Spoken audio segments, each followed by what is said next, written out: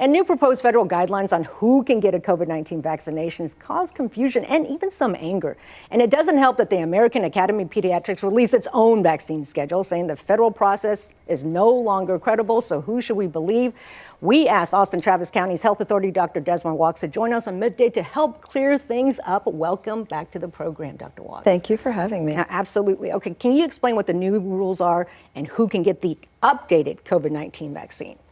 So we have gotten some guidance from the FDA that says that people over the age of 65, regardless of risk, can get the vaccination, and those who are under 65, so 64 and younger, will be eligible based upon whether they have medical condition. Like a pre-existing condition? So, yeah, and if you look on the CDC website, the conditions that are listed range from hypertension, cancer, diabetes, previous history of a stroke, immunocompromised, current and previous smokers.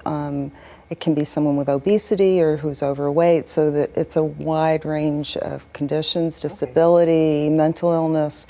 So it's really important for people to consult with their doctors or their providers and have a conversation and do that shared decision making.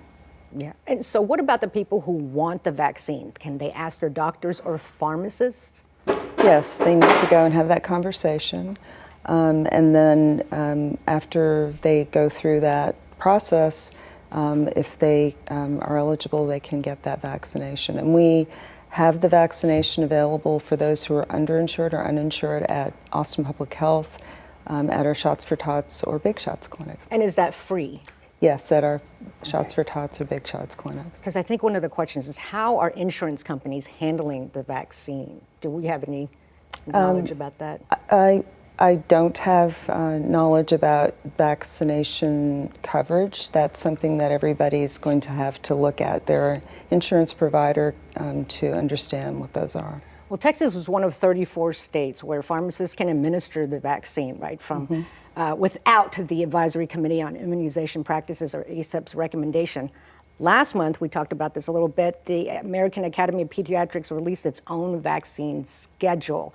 And the group is recommending COVID vaccine for those 6 months to 23 months and 2 years old to 18 years old. Where do you stand on that? So, it's not a one-size-fits-all. The data suggests and is clear that we've given millions of doses of vaccinations, and we've offered people protection from severe disease, hospitalization, and death.